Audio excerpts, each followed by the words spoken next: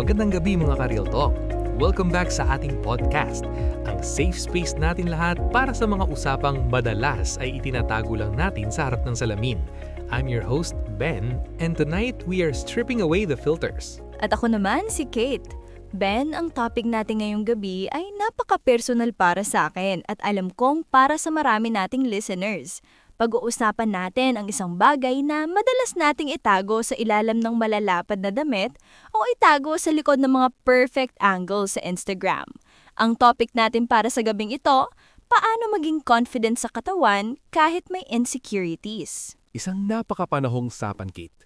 Sa mundo nating puno ng perfect bodies and glass skin na nakikita natin bawat scroll sa social media, napakadaling maramdaman na hindi tayo sapat. Napakadaling mapansin ang mga stretch marks, ang bilbil, ang pimples o ang anumang bagay na sa tingin natin ay flaw. Pero ang tanong, paano ba natin babaguhin ang tingin natin sa sarili natin? Para simulan ng ating deep dive, pakinggan natin ang sulat mula kay Self-Conscious Sam. Sabi niya sa kanyang email, "Hi Ben and Kate, I'm 24 years old and I've never felt beautiful. Simula bata ako, lagi akong binubuli dahil sa timbang ko. Kahit ngayong working na ako at maayos naman ang career ko, hirap na hirap pa rin akong tumingin sa salamin. Kapag may nag-aaya sa akin sa beach, lagi akong tumatanggi kasi natatakot akong makita nila ang insecurities ko. Minsan, naiisip ko na baka hindi ako magustuhan ng kahit sino dahil hindi ako standard beauty. Paano ko ba matututunong mahalin ang sarili ko kung nakikita ko lang ngayong mga pagkukulang ko?" Sam, maraming salamat sa pagiging bukas. Unang-una, gusto kong malaman mo na hindi ka nag-iisa. Kahit yung mga taong akala natin ay perfect, may kanya-kanya ring insecurities. Kate, bakit ba ang hirap maging confident sa sariling katawan? Then, it's because we are constantly being sold a version of beauty that is often unattainable and highly edited. We compare our behind the scenes to everyone else's highlight reel. Pero ang confidence, hindi yan nagsisimula sa pagbabago ng katawan. Nagsisimula yan sa pagbabago ng mindset.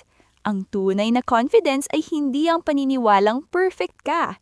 Ito yung pagtanggap na enough ka sa kabila ng iyong imperfections. Tama ka dyan. One of the first steps to being confident is practicing body neutrality. Minsan kasi masyado tayong pinupush ng body positivity na dapat mahal na mahal mo ang bawat inch ng katawan mo 24/7. Pero sa totoo lang, may mga araw talaga na hindi mo gusto o nakikita mo. Body neutrality is about respecting your body for what it does for you rather than just how it looks. Imbes na isipin mong ayaw ko sa hita ko, isipin mong salamat sa mga binti ko dahil naihahatid ako rito sa trabaho araw-araw. I love that, Ben. Another practical step is curation of your environment. Sino bang fina-follow mo sa social media? Kung ang feed mo ay puno ng mga taong nagpaparamdam sa'yo na pangit ka o kulang ka, i-unfollow mo sila. Humanap ka ng mga creators na kamukha ang katawan mo. Yung mga totoong tao na nagpapakita ng texture ng balat at totoong curves. Representation matters. Kapag nakikita mong confident ng ibang tao na may kaparehong insecurities mo, marirealize mo na pwede rin pala yun para sa'yo. At kailangan din nating bantayan ang ating internal dialogue. Paano ka ba makipag-usap sa sarili mo? Kung ang best friend mo ay nagsabi sa iyo ng mga sinasabi mo sa sarili mo sa harap ng salamin, best friend mo pa ba siya? Madalas, tayo ang pinakamasamang bully ng sarili nating pagkatao.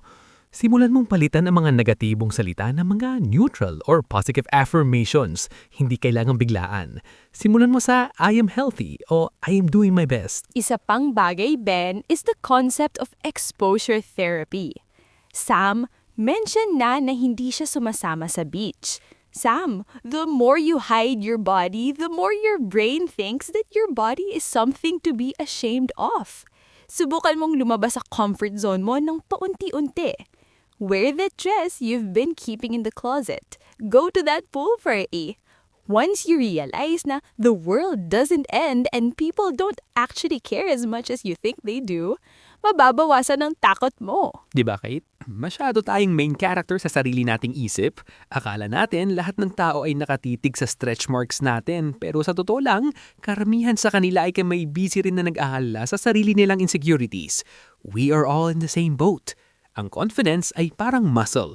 Kailangan mo siyang i-workout araw-araw hanggang sa maging natural na siya sa'yo. And lastly, remember that your worth is not tied to your size or your appearance.